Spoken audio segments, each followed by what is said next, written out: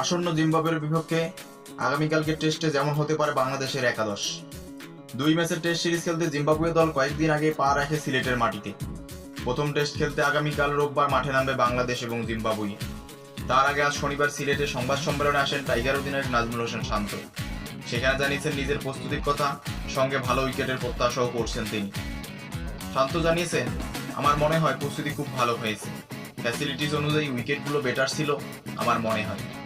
মোটামুটি আমরা যেরকম উইকেটে অনুসরণ করতে চেয়েছি, যে ধরনের ফ্যাসিলিটিসগুলো আমরা পেয়েছি, যারা মাঠের দায়িত্বে আছে তাদেরকে অবশ্যই ধন্যবাদ দিতে হবে। আমি আশা করব ম্যাচেও এ ধরনের উইকেট আমরা পাবো। প্রস্তুতি আলহামদুলিল্লাহ খুবই ভালো, সবাই খুবই ভালো প্রস্তুতি নিতে পেরেছে।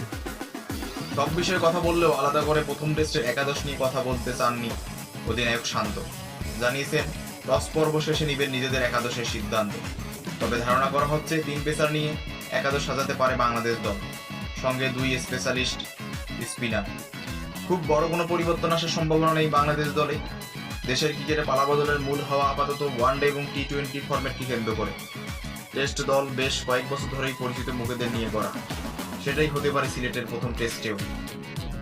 তবে যেমন হতে পারে বাংলাদেশের প্রথম একাদশ: নাজমুল হোসেন শান্ত অধিনায়ক, মাহমুদুল হাসান জয়, সাদমান ইসলাম, মোমিনুল হক, মুশফিকুর রহিম, জাকের আলী অনিক, মেহেদী হাসান মিরাজ, তাইজুল ইসলাম, নাহিদ রানা, হাসান মাহমুদ এবং সৈয়দ খালেদ আহমেদ।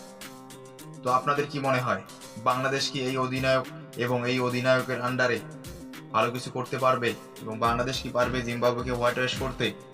যদি আপনাদের ভিডিওটি ভালো লেগে থাকে অবশ্যই লাইক, কমেন্ট এবং শেয়ার করবেন, এবং ভিডিওটি ভালো লেগে থাকলে চ্যানেলটি সাবস্ক্রাইব করবেন।